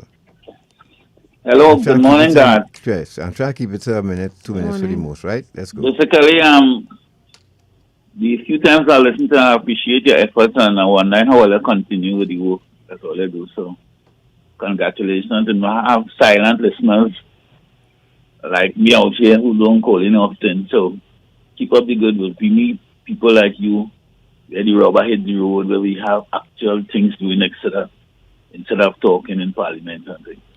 So, congratulations there. What I want to say quickly is about the death penalty. Two things. Whether legally or not, I don't understand why people believe killing somebody will solve a problem. I could understand the bandits and the people who are less educated and less inclined decide to kill somebody. But when the state sit down together and decide that hanging will solve a problem, I have a problem with that. And secondly, the religious people who want to use the Bible and the Quran and things to support the death penalty. I think they're being very selective, because in the very Bible have the death penalty for lesser things than murdering, than killing somebody. All right, Kola. In part of the Bible, they have where if your son gets in trouble or something, you could take him to the elders and they would stone him to death. They'd have death for fornication. So I don't know why they want to selectively use the Bible as a support for death penalty, and they wouldn't use other things. So it's a real hypocrisy in that. And the same thing with the Quran. All right, thank you very much. You see, I just frightened when people do that, because I'd be afraid, you see, because people so like guided missiles here. We're talking one thing, and then something comes up, and everybody focus on that. I don't want to focus on that. Kwesi had that discussion this morning, and we thank them for that. But we're talking independency now, which encapsulates everything in Trinidad and Tobago, not the death penalty alone. So take that out your head quickly. Any other caller coming after, we're not discussing the Let's death penalty. cleanse the palate with some comments from our viewers online. Eugene says, I like when your interviews where people share their life stories and will help others either to change their lifestyle or act as a deterrent to others to lead positive lifestyles. That's Eugene. Pearl says, it is said that a wise man learns from his mistakes, but a wiser man learns from the mistakes of others. Our Independency gives their listeners not only sound information, and the awareness of dangers lurking in their midst, but a chance to be educated on a variety of topics while learning from the mistakes of others. There's also Stacy. I'm scrolling to find the comment. If you're just joining us, you're listening to Independency, and we're taking your calls to tell us what you think about Independency. Have we made an impact on your life? The stories you shared, and the reason we started it in the first place. Good morning. Hi, morning, Garth. Morning, Natasha. Morning. Morning. While I must admit I'm not always able to listen to Ion Dependency, I think your organization is one that should be kept and should continue on, because you see a lot of things that happen, particularly with young people and the behavior and things that seem to want to be accepted as normal. Yes. I am almost certain that some of these young people, mainly young people I'm speaking about right now, are under some influence or something. These things are not normal. And we need an organization that could always bring it to the fore. You have been so informative, things that I was never into drug and drug use and things. So remember, a lot of things that you would be talking about would be lessons that we're now learning. Yes. People who, and things to look for. And I think, I'm honestly thinking that your organization is one that should be right up there. Thank you. Yeah. Thank you so You're much. most welcome, sir. Take care. Before we go to... we have another caller. Right here. Hello. Good morning. Morning. A blessed morning to Miss Natasha and to Miss Bill. You see, sir, when you use that word, we have a devil inside our way. We are the very devil, Cigarette don't call you, rum don't call you, coke don't call you. we are the people who want to associate ourselves with these things. And nobody can, you could try to help somebody, and if that person cannot help themselves, you cannot help them, you know. I see a man fight with a cigarette. You see, who had the brain? Me or you cigarette? He fling it down in the ground, he went back and he pick it up. He fling it back down in the ground, he went back and he pick it up. And the third time he fling it down, he walk away and he never smoke back. And you see, this is why we all, I don't know how we, the citizens of this land, we always blaming the young people. From the very womb, we come out drug addicts, you know. The very womb. And to create a mind like that, how to train with children. We're sending with children to rub something, to buy drink, to buy cigarettes. Oh my God. You all have a blessed and wonderful day. All right. God, guys. So the caller referred to predisposition, something we've spoken about. And remember as well, people, if you all have to do history now with your families. There are some things that families never discuss, which was mental ill health in the family. So ironic that this is mental health, men's mental health month or something like that right now. Yeah. But it's time you have that discussion in your family. Do a trace. If you have three, let's say for example, you have 3 children in your family. Like I had myself, my brother, my sister. I'm just using us as an example. And if, let's say, my grandfather was an alcoholic, or his father before him, and come right down the line, this will be passed on from generation to generation. You'll have the carriers and the affected ones. They're still carrying the genes. And 3 of them, those children could try alcohol, and 2 would just walk away from it, and 1 would stick with it forever. And the same thing with mental ill health. Once it's passed on from one generation to the next, sometimes you have a 14-year-old take his first smoke of marijuana, and next thing you know, he's seeing things and hearing things and being aggressive and attacking people in the home and all of that. It's because he's the affected person in the family. And it looks like that. So the caller just hinted about predisposition. It is a thing. Yes, absolutely. Fetal alcohol spectrum disorder is a thing. Yes. Now remember, Coca-Cola, tobacco, coffee, all of these, alcohol and all of these were created for that purpose.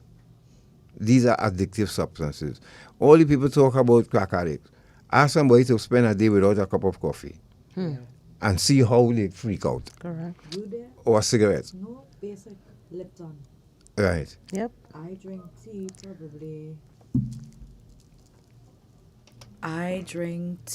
probably 3 to 4 times for the day. Same. Like, and people just be like, but outside hot. And if I don't do it, I don't know if it's my mind playing a trick on me, but I feel like I have a headache. I feel like my stomach feeling sick, and it's only when I consume a cup of tea, it's like if I am settled. Your dopamine levels have returned to normal, yes. That's exactly it. And then you just drink this cup of tea, and I am like, I don't know if my mind is playing tricks on me, or is that a real thing? Think about it. All of these institutions I just called, right, and are the richest in any country. Gambling, alcohol, cigarettes. The richest. Why? Because they know, they've studied. All of them have people with lab coats in different buildings. And another one we have to add is sugar. That's another one. Right. Another one we have to add also is online buying. And gambling. Yes. No, like buying. Buying, it means spending credit card. You just shop, you just sit at home. Yeah, there are people addicted to that. And I didn't know it was a real thing. It excites, so like if you're depressed and you purchase something, the excitement is not the item. Dopamine levels. The excitement is the actual purchasing of the good. There are some husbands and wives going crazy right now with that. Let's go back to the line. 62239. Before we do, let me just share Stacey's comment. I've listened to you both before you were a couple, so I'm assuming she was a listener for 1 or 2. And I was always impressed with the quality of your programming, including your contribution to national television. I've also gotten assistance from you girls to assist persons who have substance use disorders, Congratulations and keep up the fantastic service to Trinidad and Tobago. I'm locked on and listening. Thank you very much. Thank you very much, ma'am.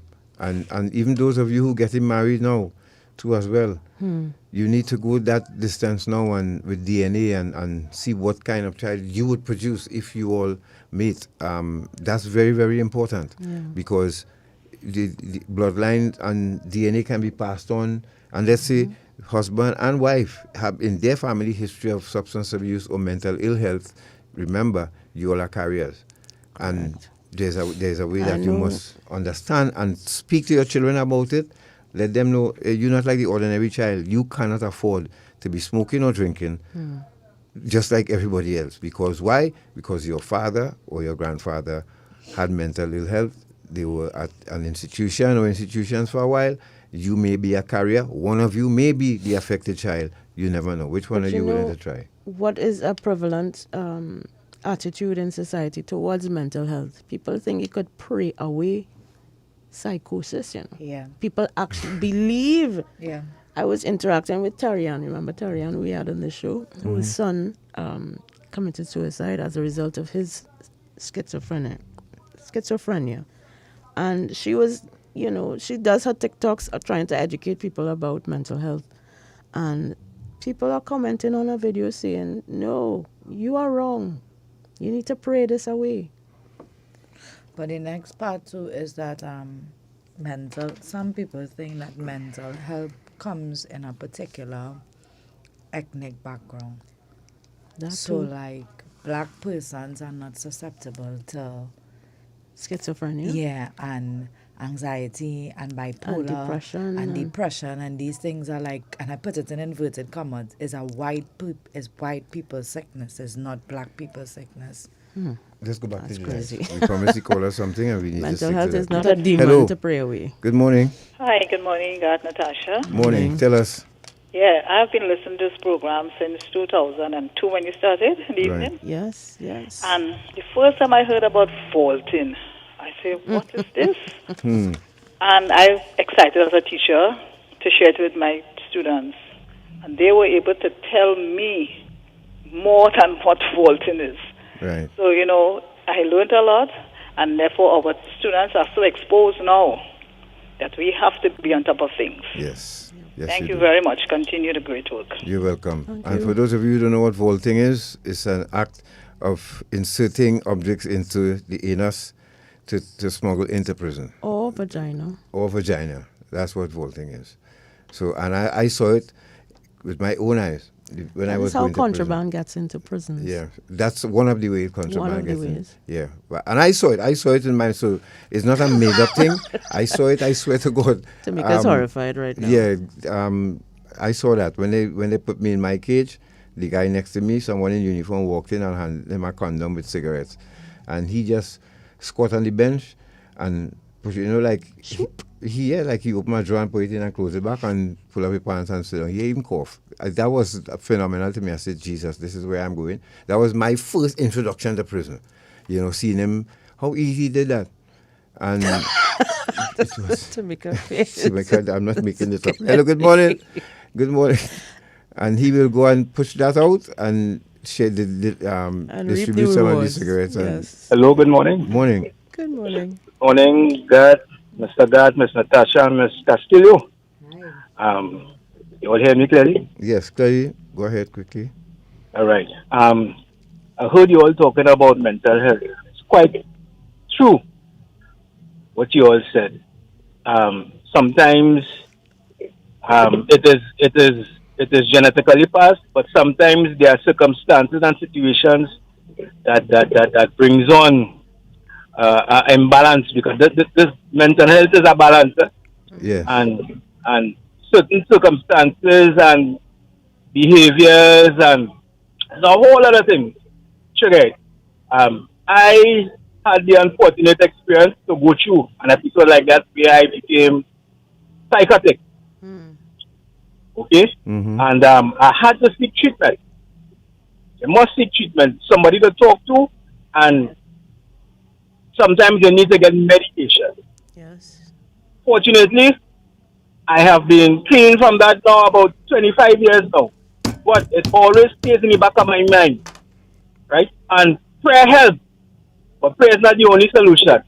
Yes. Prayer helps, but you must seek treatment because sometimes what goes on with mental health is that chemical imbalance caused by drugs, caused by situations, caused just by the stress of life could trigger off that, you know? So I don't know if that's what you all were talking about, but yes. as zoning when you all were talking about it. Yeah. And it's something that I would not wish I'm my worst enemy because it's a piece of hell. Yes, it is. It's a piece of hell, You and your family. Yeah. You know? No, well, I had to go through that by alone. Alone, okay. Yeah. Even worse. For the person yeah. experiencing Alone. it, yes, it's very Right? painful. So I know what it was. And yes, I saw treatment and I spoke to people and I was medicated. As I said, I'm free now 25 years now. But you always have to pay attention to circumstances and stressors because there are things that will trigger it again. Correct. And you have to put yourself in a place where you don't allow that to happen because you recognize the signals. Well said. In other words, you have to put in I guess develop a kind of survival instinct. Well said. Because out there, when this happens to you, as I said, I don't wish it on my worst enemy. Sometimes you're in a world of darkness, and depending on where you make rash and decisions that they cannot take back. Anyway, Doctor, listen, you all have a good program as usual.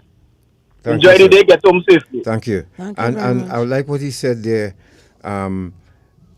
You know, for me, remember that fiasco I told you about in the hospital? I always tell that story. Yeah. I imagine I went from a well-respected, honorable physical training instructor in the regiment to walking in excellent training one day. I will never forget. Not excellent training. There's another one, the food court upstairs where you could go up Frederick Street. And you could walk upstairs and then there's the bathroom high on the third level. Excellent. Right. Excellent. I went up there and hunting, looking for whatever what I didn't put on, and actually tried to pull an air dryer off the wall.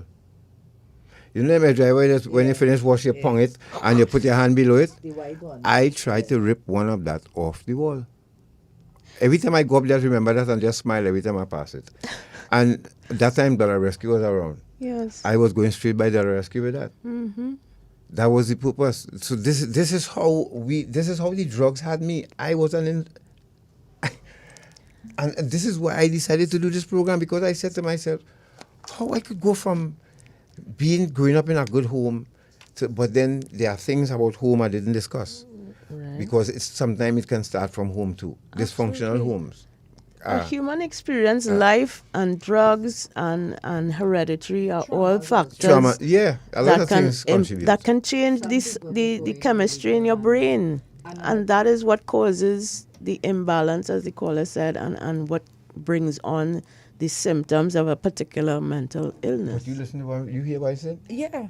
Well dressed. Yes. Always, I was in the army. I was a kid bitch, and I used to pull it. I was top of the line, top class. Sam Major will tell you. No, but Mr. Gat, when I go to therapy, I was wrestling with a hair dryer.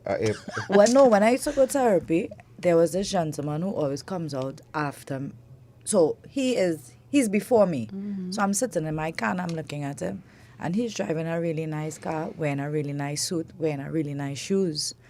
And when you sit in the room with the therapist, you could see that she is like the session alone itself with him. Draining. It's draining. Mm-hmm. Yeah. And I say this because I talk back to what you say with this month being Men's Mental Health Month. And what we do say is that men lose their mothers and have never been taught how to properly grieve. Think about it. Because you grow up all your time saying, you're a big boy, why you crying? Boys will cry. And then you are conditioned like this, and then the death of your mother. I have so many friends who have lost their parents and in their late 30s, early 40s, and still cannot express that emotion. And it's a trauma. Yeah, let's go back to the line. 622-3937. Good morning. Keep your calls coming. Keep your comments online on Good Facebook morning, and and YouTube. Natasha and everybody. Don't be afraid. Let us know. Talk to us. Okay. Hello. Well, I don't know. It have a rehab place on Frederick Street on the pavement. There's a building just before Mirage. It was up for sale. It was a casino. If you see drug addicts in front there on Frederick Street with a mattress, and they're doing the business right there on the street there. Yeah. And people passing and, giving them money and all this sort of thing. I was wondering if we have any mayor in Port of Spain again. They have to do something about it, man. It's getting out of hand there on Frederick Street there. Yeah. Thank you, the heart of Port of Spain. They want tourists to come to this country, eh? What a thing. Yep. All right, stand by listening. All right. Again, we ask the state again if we can relook or reopening a rehab facility, please. Yes, a state-run facility where citizens don't have to pay to go through a rehabilitation. That's needed too. We're not demanding anything. We just don't know why Piparo was closed last year. I don't know. We don't know. What is happening there now? And the people who were working there, they contributed. They were going good. They had a list of people waiting to come in. Not everybody could afford New Life Ministries, even Rebirth House. So please, and especially for Tobago as well, we humbly ask him. We're not demanding because we don't know what's the state of the spend, but we can only hope that it can be given a thought again about opening a state facility. Hello, good morning. Dependency here. Hello, good morning, Mr. Scott. Morning. I'm trying to get on to you all. You know how long? All right. I have a serious problem with you all. Yeah, I would like to get a number how to get on to you all, please. What you say? You want to get on to you. She has something to talk about. You want to reach us a number to reach us? To come to you and Natasha. They're very serious on have a problem. All right, could you call 628-4955 and leave your number downstairs? We'll get it when we reach. 628? 628 49 55 Press 0 and it will take you to the security and leave your number with them and name. You know my husband is one night of batch. My cousin, that's a serious problem we have with that grandson that come from that boy, drug. All right. We want to talk to you. Okay then, sure, no problem. 6223937. Yeah, I every time I go upstairs there, I see myself wrestling with this air dryer and waiting. Nobody coming upstairs are listening, and I trying to get it off the wall. Thank them they didn't have cameras and things, so I wasn't studying that. All I hoping the security come upstairs and see me trying to pull this, and I didn't succeed because whoever put that they well bolted down. Hello, good morning. Good morning. Hi, good morning. Morning. Well, you want to know if what you all are doing are making an impact. Yes, you are making a great impact with the education and letting the wider society knows the dangers of drugs. But unfortunately, the drug problem in Trinidad is so big that I think you all are just scratching the surface. And I think that the government is supposed to be funding all for it to be all schools and producing apps and all these kind of things because and helping all this YouTube channel and all these kind of things. So it's supposed to be better funded. That's what I'm trying to say. Yeah. And be more promoted so that more people tune into your program. Because I had a relative spent about 45 years of his life in that. Thank God he come out right now. Right. And he was all kind of drugs. But now he's married and settled along and running business now and he's doing quite well. Wonderful. Right? Yes. And that was a kind of marvelous turnaround. And I just hope he stays on that path because as the previous caller said it, when you go down that pathway, it's really dark. And there's a small in that. And he was like my example for me not to put no alcohol in my mouth, no smoking, no nothing. I don't involve in all that because I know where that leads to. So if one or two other young people, because of your program, stays away from all types of drugs, your program is a success. Yes. But right now, we are seeing more and more that this drug problem is big. Because when you can have one artist coming here and getting how much million US, and then the persons involved in a whole transaction, they have mock shots at them and they say they was involved in the underworld, all kind of these different things. Is because this thing is big. This whole drug running, the victims are just a byproduct of the whole drug operation. And right now, in my estimation, it has gotten even worse with these extreme amount of Venezuelans we have in this country here. And the Prime Minister came out and said that these people are doing human trafficking and drug trafficking, and they are bypassing whoever the middleman is and carrying people directly to Colombia and Venezuela to buy drugs and come back. So we here need as much help as we could get, and I really hope you could be a senator or something, or some independent or something, to go in parliament to highlight this issue more. Because watch me, we in dire state, because they are flooding the streets here with all kind of illegal activities stemming from drugs. And when they transport drugs, they don't transport the drugs by itself, you know. I read a report from the UN, when I was looking at this drug report also, they said that drugs must come with guns. And the mafiosos from Colombia mandate the drug trafficker to leave 20% of these drugs in the country being transshipped. So if you have 100 metric tons of drugs passing through Trinidad and Tobago, 20% of it is staying on the streets of Trinidad and Tobago. Kola, thank you very much. We know, you're singing to the choir, I know that. You're preaching to the choir, but thank you very much for that intervention and your contribution. Respect. Thank you, man. All right. Again, it's somebody. All right. Let me just. Yeah. So, folks. Again, this program was done because I got mad at the fact that if I had known, but some say, and I don't want to fly in God's face, but the sacrifice that my life has sacrificed, and the things that I've done to try to get you to understand. All I'm asking is for those in authority to view people like us, those coming out of prison who want to change their life. If a man on mama guy and foolishness, you must know. Because I couldn't keep up this for 23 years, and thank God I had an able partner with me to keep us going this far. I could not have done this without her. However, we've met people on our journey who made the roller coaster ride rougher. And some didn't understand, some didn't care to understand, some don't feel that people can change and continue to come after people like me. Sometimes I don't know why, I don't know what prompts it, but there are those who understand, and we need more of the people who understand that if a man like me who come out of prison, managed for the last 33 years to stay away from cocaine, didn't use the gun to live and want, and that person comes to you and say, look, I want to work. Please, I don't want anybody to do anything for me. Just open the door, I'll do it myself. But I have to get cleared. And as the caller said, going to schools, we have Andrew Douglas now added to the list. I could have Daniel, I have 2 other former prisoners, and we could do a round. But the Ministry of Education had to embrace us. And this is what we're not getting. There's a difference between indulge and embrace. And also, we need to embrace this. Apart from being embraced, God, that embrace can't come with just 2 hands swinging. When I say embrace, I mean encompassing everything. I understand that, but I just don't want to go into detail, but I know, but from my point of view, from my perspective, we don't value.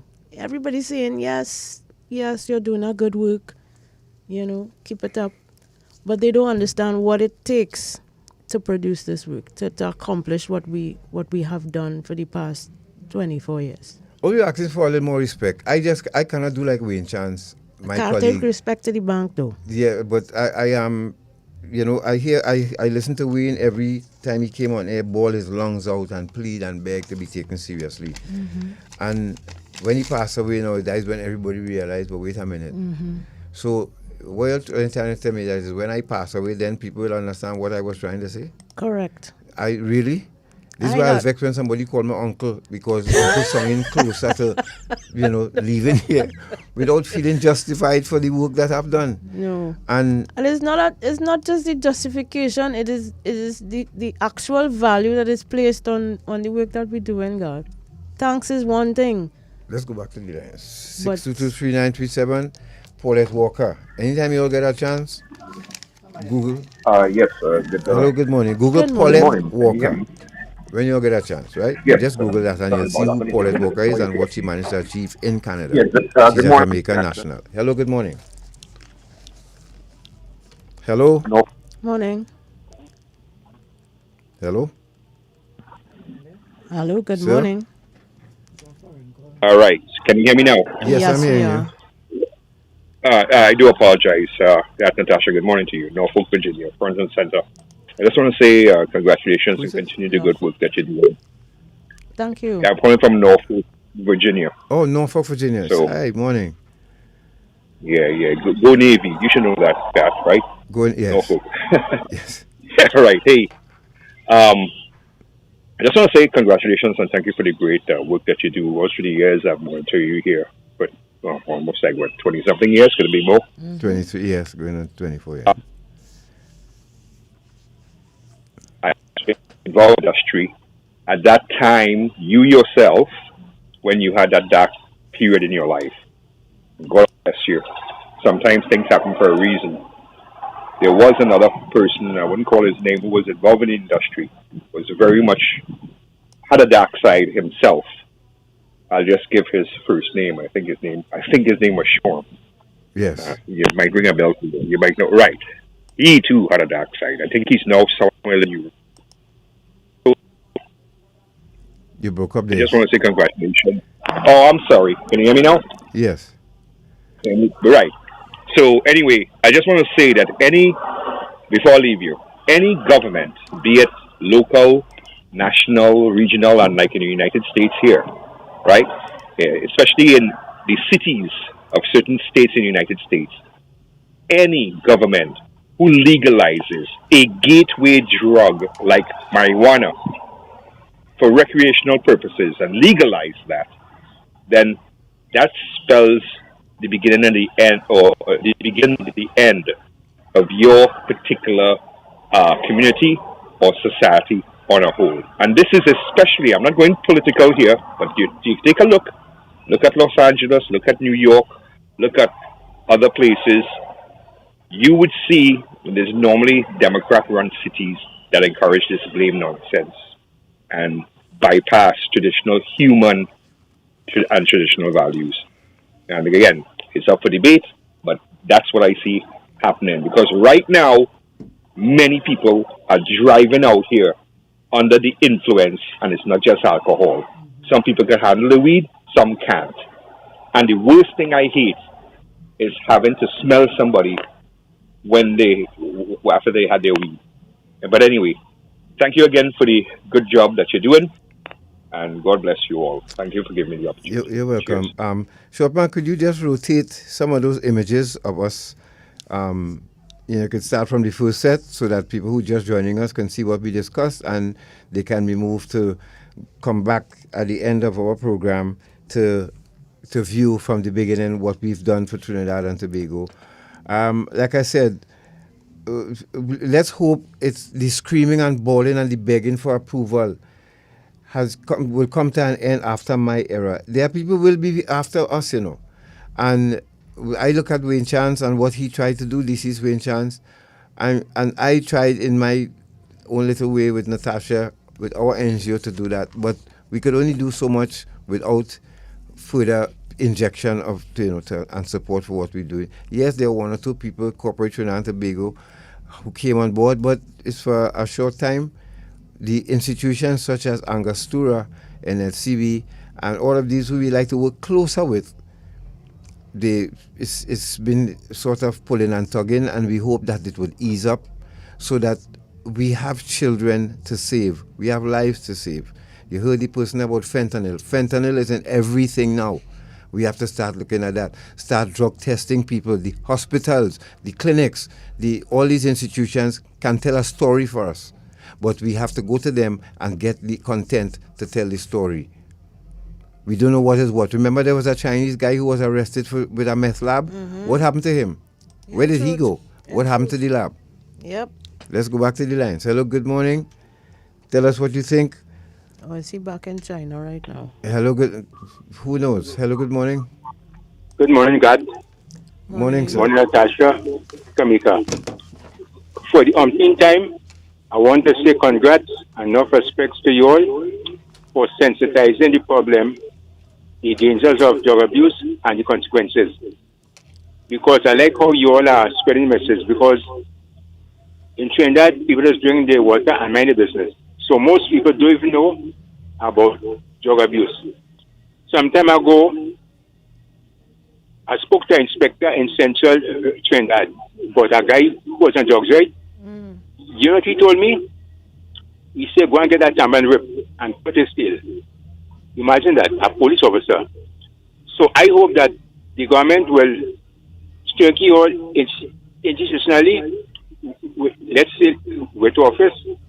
So you'll have some staff so that you could go to churches, schools,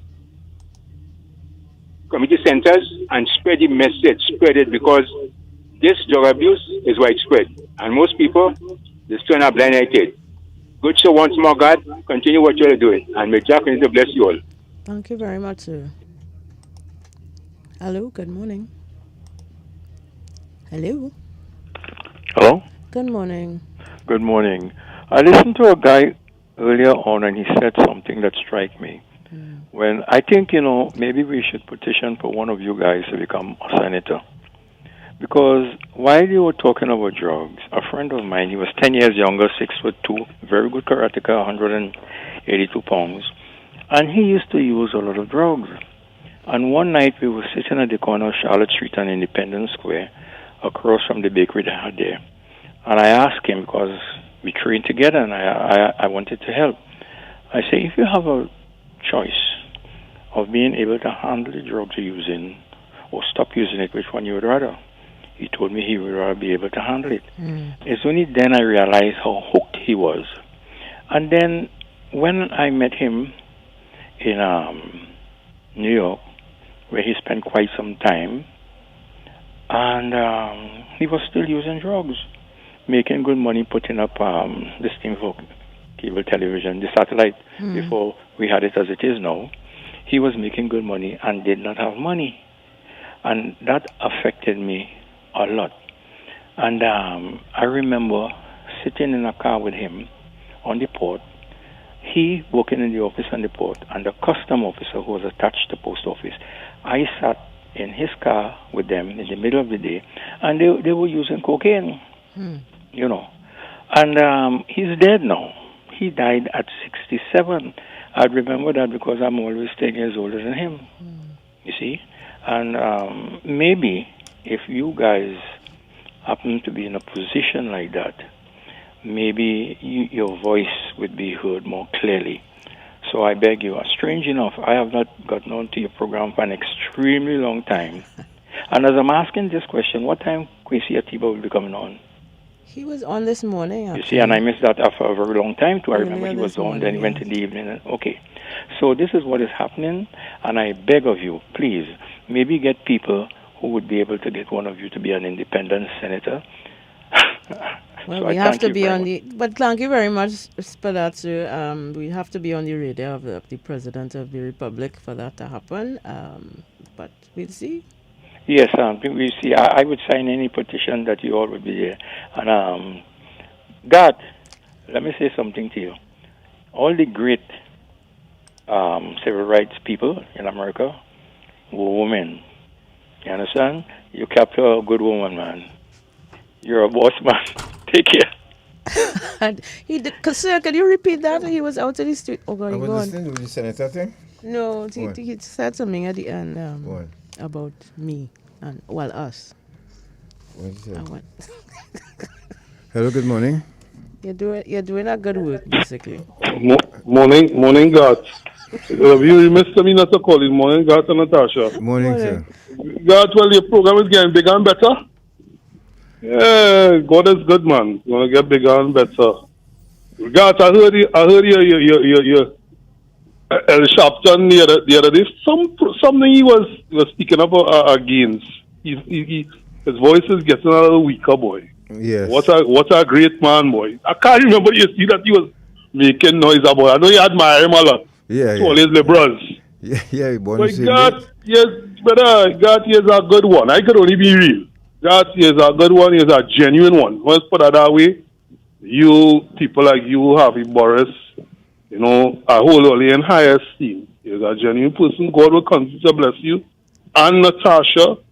And you'll already get the blind sister in the Senate as independent. So look out. That was a good idea by Marcus there. Yeah, Marcus okay, really chose a good idea to look out, you know. You know, I you're actually... You're going to look at the ducks, though. You know, Neil, I actually thought about that, you know. You're going to look at the ducks, there with a ball head. All right. And she just said in the morning to send you. But yeah, and he's a good talker. My God, brother, just stay strong. Bro, stay strong. What they have done for me and done for a lot of people in Trinidad and Tobago and Natasha with the line of education or substance and all the other ills and the DNA trace and all of that, it have wisened us up and educated us in many, many, many ways. So your works with the Lord, it's not being unheard.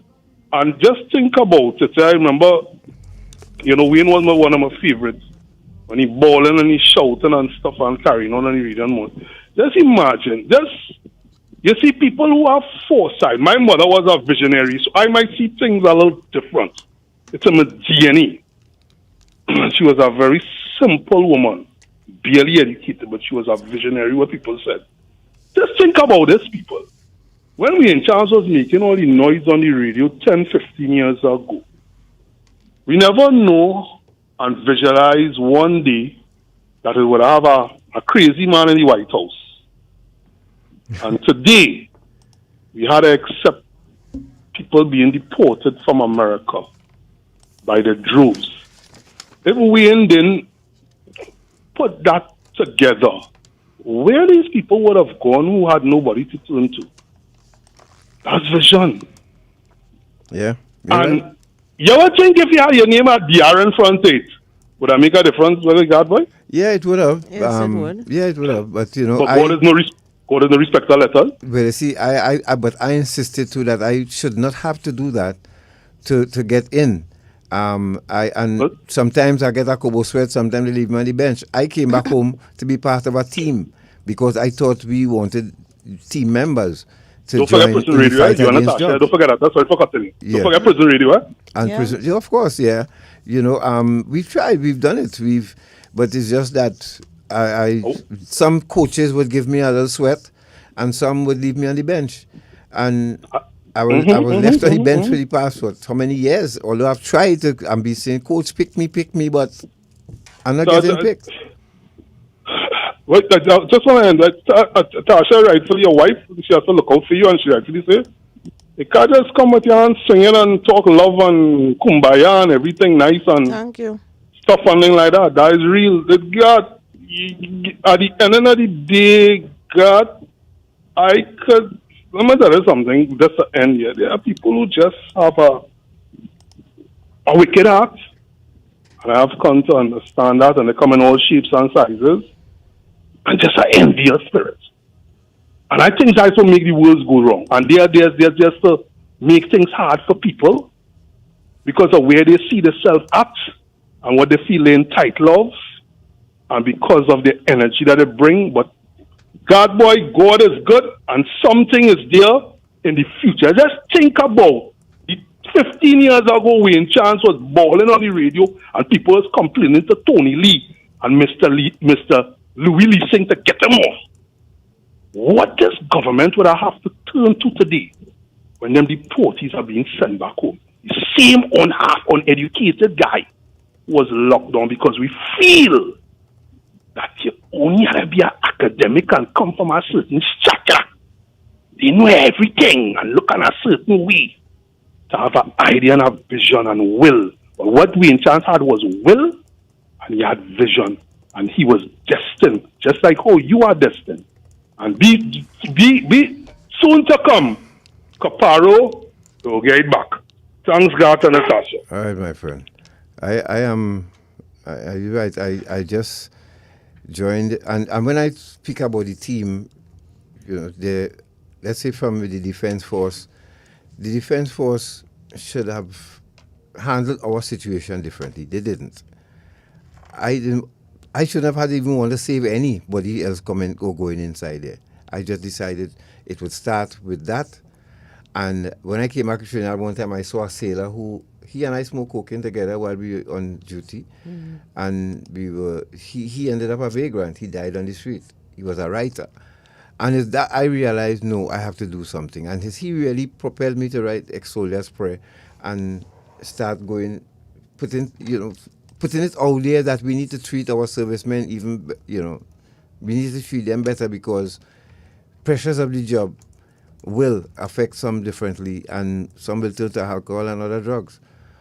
It's just that simple. So some people let me do it, and then some who come take over, they put me back on the bench, and then somebody give me a Kobo sweat again and put me back on the bench. When everybody, personnel, said that they just need to continue. But I cannot do it on my own. I need those there to open the door. Like I said, just open the door and I'll go get it. I'm not asking for a fish, I can fish. I just need to be clear to fish, and let me use the medicine that I have. I know it works. Somebody there? Oh, sorry. Yeah. All right, so let's take one. Hello, good morning. Okay. Malcolm X wife, Nelson Mandela wife, and all the wives of the great men, they stood by them. So I'm saying to you, yes, you are a lucky man. Thank you, my friend. So I'm looking forward to you being a senator. Let your wife lobby for you, or you lobby for her. Okay, right, bro? Okay, thank you Have very a much. beautiful one. Husband and wife in the Senate? Aye, that'll be a first. It would. Hello, good morning.